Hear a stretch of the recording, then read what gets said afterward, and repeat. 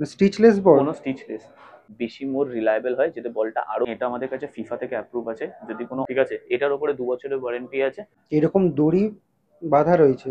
বল যেটাকে বলা হয় লিগা ওয়ানে, যেটা আমাদের এখন হুম। অফিসিয়াল স্পন্সর করে, এটা নেমে আসছে 12 প্যানেলের বল, হচ্ছে প্রথম ইকো ডিজাইন বল যেটা। এগুলো হচ্ছে বাচ্চাদের খেলার জন্য, বা হাইব্রিড স্টিচিং হচ্ছে মেশিন স্টিচ আর হ্যান্ড স্টিচের মিশ্রণ। 32টা প্যানেলের বল, ঠিক 32টা আছে। প্যানেল।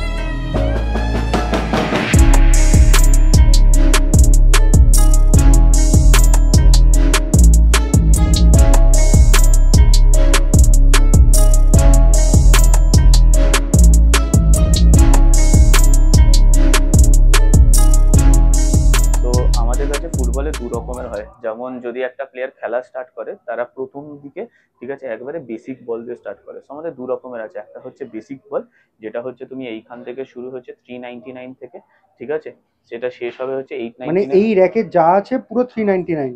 না, এইগুলো 899। এগুলো এগুলো 899? হ্যাঁ, 399 কোনগুলো? 399, 1 2 3, তিনটে ডিফারেন্ট সাইজ।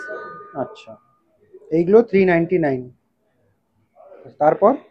এটা 899, 899-এর দুটো সাইজ, একটা 4 একটা 5, আর কালার কম্বিনেশনে 5-এ এটাও আছে। আচ্ছা, একটু ফিচার্স এর ব্যাপারে হ্যাঁ আমরা জেনে নেবো অবশ্যই। বলে। আমি জাস্ট এটা শেষ করে নিই। আর হুম একটা হুম। হচ্ছে, এটা হচ্ছে 11 সাইড বল, মানে প্লেয়াররা যখন খেলে, ঠিক হুম আছে, তবু এখন প্রফেশনাল প্লেয়ার্সরাও মনে হয় কিপসটা ইউজ করছে হুম। মাঠে, ঠিক আছে, কারণ তার ফিচার্স এবং এর জন্য। সো তুমি যদি বেসিকে স্টার্ট করো, আমি জাস্ট বেসিকে একটা ছোট বলে দিচ্ছি। এগুলো হচ্ছে বাচ্চাদের খেলার জন্য, বাচ্চাদের খেলার জন্য তিনটে সাইজ আছে, সাইজ 3, সাইজ 4, সাইজ 5। তিনটে আলাদা আলাদা কালারে আছে, ঠিক আছে। ভেতরে হচ্ছে তোমার নর্মাল রাবার ব্লাডার আছে, ঠিক আছে। এটার উপরে 2 বছরের ওয়ারেন্টি আছে, তোমার নজেল থেকে যদি হাওয়া বেরোয়। 2 বছরের ওয়ারেন্টি হ্যাঁ, দু রয়েছে? বছরের ওয়ারেন্টি রয়েছে যদি নজেল থেকে হাওয়া বেরোয়। তারপর হচ্ছে আমাদের এই বলটা এইট নাইনটি একটু নাইন সামনে থেকে হ্যাঁ, দেখাবে? 899-এর বলটা, এটা হচ্ছে 4 নম্বর সাইজ, ঠিক আছে। হুম এই বলটার সবচেয়ে ইম্পর্টেন্ট ফিচার হচ্ছে কি, যে বলটা হচ্ছে খুবই লাইট ওয়েট, ঠিক আছে। তাতে হুম কি হয়, বাচ্চারা যখন খেলা স্টার্ট করে না, তো ভয় লাগে তাদের হেডিং করতে বা হুম পাসিং হুম হুম করতে। হুম হুম তো হুম। সেই ভয়টা যাতে কাটিয়ে তারা আরো বেশি ফুটবল খেলতে পারে বা ফুটবলের দিকে আগ্রহী হয়, আমরা এইরকম একটা বল নিয়ে এসেছি, যেটা হচ্ছে তোমার, তুমি এখানে লেখা আছে এই যে লাইট ওয়েট। আচ্ছা, ওয়েট কি মেনশন করা ওয়েট রয়েছে? কে মেনশন করা যাবে, এটা হচ্ছে কি, যে তোমার ওয়েট অ্যারাউন্ড 300 থেকে 350 গ্রাম। 350 তিনশো গ্রাম? গ্রামের বল আছে, আইডিয়ালি ফিফা অ্যাফিলিয়েটেড বল থাকা উচিত 450 থেকে 550, হুম হুম হুম যেগুলো আমাদের ওইদিকে ফিফা অ্যাফিলিয়েটেডও বল আছে। এমনকি হুম আমাদের এই সিজনের লিগা ওয়ান, যেটা তুমি জানো, হুম প্যারিস হুম লিগ হুম হুম হচ্ছে, হুম হুম। প্যারিস লিগেরও বল আছে। আমরা প্যারিস লিগের অফিসিয়াল স্পন্সর এখন। সো ইউ আচ্ছা ক্যান সি আমাদের কাছে আচ্ছা, ওই আমরা বল যাচ্ছি, চলে ওই আসে, হ্যাঁ। র্যাকগুলোতে যাচ্ছি, এগুলো সো কমপ্লিট করে এটা নিই। সাইজ 4 আসে, ঠিক আছে। হুম এটার একটা সাইজ 4, আর একটা সাইজ হচ্ছে সাইজ 5। সাইজ 5-এ, ঠিক আছে, আমাদের কাছে 1 2 3 তিনটে কালার আপাতত অ্যাভেলেবেল আছে। এটার একটাই আরো একটা অ্যাডভান্টেজ বলে দিই, এই যে তুমি ফোম, এই কোটিংটা দেখছো, যদি এরকম করে হাত দিয়ে টিপে রাখো, এটার ফোম কোটিংটা অনেক বেশি, ঠিক আছে। তো এটা অনেকটা বেটার হয় তোমার যখন পাঞ্চ করার জন্য বা হেডিং করার জন্য। আর ডিউরাবিলিটির ব্যাপারে যদি ডিউরেবিলিটি জিজ্ঞেস করি? হিসাবে যদি তুমি রেগুলার পারপাসে বাচ্চারা ঘরে খেলে হুম বা প্র্যাকটিস করে, ভালো হবে।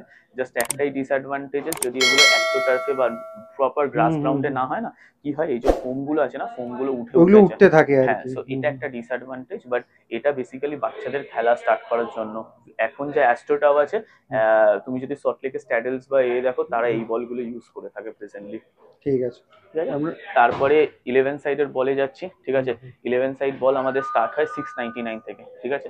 দুটো সাইজে আছে, সাইজ 4 এবং সাইজ 5, ঠিক আছে। এই বলটার 32 প্যানেলস হয়, মানে 32টা প্যানেলের বল, ঠিক 32টা আছে। প্যানেলের? এটা বেসিক্যালি হয় হাইব্রিড স্টিচিং, ঠিক আছে। হাইব্রিড স্টিচিং হয়তো একটু তোমাকে দাদা যদি, হাতে বলটা নিয়ে একটু হ্যাঁ, দেখাবে?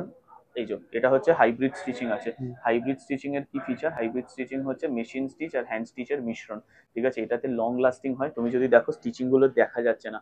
সো এগুলোতে যখন খেলা হয়, স্টিচিং কেটে যাওয়ার চান্সেস অনেক কম থাকে, অনেকটাই কম থাকে। অনেকটাই কম থাকে। তাছাড়া হচ্ছে এইটা যেহেতু আমাদের প্রফেশনাল বলসে স্টার্ট হয়, ঠিক আছে, আমাদের এমনি সব বলে থাকে। তুমি যদি চাও, এখানে কেউ যদি পাম্প করতে চায়, মেজার করতে চায়, তো এই এক্সাক্ট হাওয়াটা দেওয়া উচিত, সো দ্যাট এই বলটা একই সেম শেপে থাকে হুম লঙ্গার হুম হুম। অ্যামাউন্ট অফ টাইমের জন্য। এটা হচ্ছে স্টার্টিং রেঞ্জ। তারপরে যেটা আমরা যাব, যেটা এখন মোস্ট পপুলার বলা যায় বা মোস্ট ইউজড বল বলা যায়, যেটা হচ্ছে আমাদের এই 1099-এর বল, ঠিক আছে। এটা তিনটে কালারে আসে, ঠিক আছে। এটা হচ্ছে তোমার 32 প্যানেলস। 2 3টে ফিচার বলবো এটার ব্যাপারে। এটার যে ব্লাডার আছে, ব্লাডারের ওপরে 3 কিলোমিটার একটা দড়ি বাঁধানো আছে, যদি তুমি দেখো যে এইরকম দড়ি বাঁধানো আছে। এরকম দড়ি বাঁধা রয়েছে? আচ্ছা, এটা বিশেষত্ব কি অন্য? বিশেষত্ব হচ্ছে তুমি যখন ফুটবলটা খেলো, আমরা সবসময় দেখি যে ফুটবলটা গোল শেপ থেকে ডিম শেপে অনেক তাড়াতাড়ি চলে যায়, যেমন হ্যাঁ অন্য হ্যাঁ হ্যাঁ। বলগুলোতে হয়। তো আমাদের যে এইটা আছে, এইটা ভেতরের ব্লাডারটাকে শেপে রাখার চেষ্টা করে for a longer amount of a time.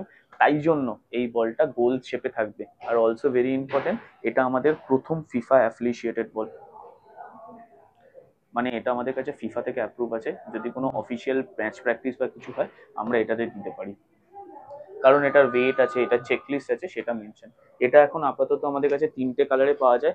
এইটা একটা, ঠিক আছে, 2 নম্বরে এই যে হলুদ কালারটা। আচ্ছা, price same price one 1099 zero তো? নাইন নাইন আরো একটা জিনিস, আমি একটু আগে তোমাকে ইকো ডিজাইন নিয়ে বলেছিলাম, ওকে ঠিক আছে, এটা হচ্ছে আমাদের বলের ভেতরে ইকো ডিজাইন, ঠিক আছে, প্রথম ইকো ডিজাইন বল, যেটা আমাদের আগেন এনভায়রনমেন্ট ফ্রেন্ডলি, যেটা আমরা এনভায়রনমেন্ট ফ্রেন্ডলি। কাজকর্ম করেছি ইন প্রসেসে, ঠিক আছে। সো অলসো তুমি যদি দেখো পুরোনো বলটা নতুন বলটার মধ্যে ডিজাইনেরও চেঞ্জ আছে। এই যে 1099 পুরোনো বল, এইটা কালার চেঞ্জ আছে, ডিজাইন চেঞ্জ আছে। পরের বছর আসলে তুমি আরো 5টা কালার নতুন পাবে নতুন ডিজাইনে, সেটা আমরা অন প্রগ্রেস আছি। এটা হচ্ছে আরো একটা সাইজ, যেটা হচ্ছে হোয়াইট কালারে, ঠিক আছে, দুটো সাইজে হয়, সাইজ 4 এবং সাইজ 5। প্রাইস 1099। সেম? হ্যাঁ, এই তিনটে একটা দুটো তিনটে তোমার 1099। এইগুলো হ্যাঁ, 1099। এইগুলোতে সেম ফিচার থাকবে তোমার, ওই থ্রেড বাইন্ডিং 3 কিলোমিটার, যেতে বলটা শেপে থাকে for a longer amount of a time. তারপর মুভ করছি আমাদের এই বলটাতে, ঠিক আছে, যেটা বলা হয় আমাদের এফ F550, ঠিক আছে, এটা 4 নম্বর সাইজে পাওয়া যায়।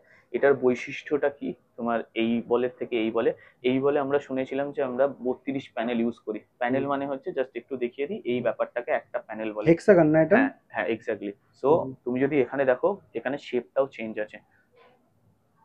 আমরা 32 হ্যাঁ। প্যানেল থেকে এখানে 24 প্যানেলে নেমে এসেছি।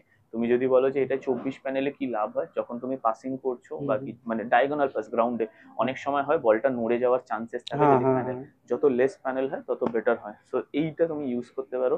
এটা সেম ফিচার্স, প্রথমটা হচ্ছে তোমার 3 কিলোমিটার থ্রেড বাইন্ডিং আছে, ও অলসো ওপরে এরকম একটা ক্লড বাইন্ডিং আছে। এটা ভেবো না যে ওয়াটার প্রুফিং বা কিছু করে, এটা হচ্ছে বেশি মোর রিলায়েবল হয়, যাতে বলটা আরো বেশি দিন তোমার এরকম স্পেরিক্যাল শেপে থাকে।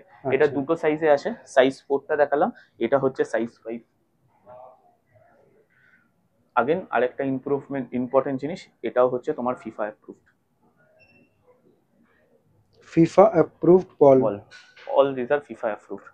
তারপরে মুভ করছি কিপসার সবচেয়ে জনপ্রিয় বল, যেটা এখন লিগা ওয়ানে ইউজ আচ্ছা, ওগুলো প্রাইস বললে না? হ্যাঁ, এটা হচ্ছে 1499 1499। আর সাইজ 4টা হচ্ছে 1099। আচ্ছা, ঠিক আছে। ঠিক আছে, এটা হচ্ছে খুব জনপ্রিয় বল, যেটাকে বলা হয় লিগা ওয়ানে, যেটা আমাদের এখন অফিসিয়াল স্পন্সর, তাদের replica ball, not exactly the same ball but replica ball. এটা 32 প্যানেল, এটাও অলসো ফিফা অ্যাপ্রুভ।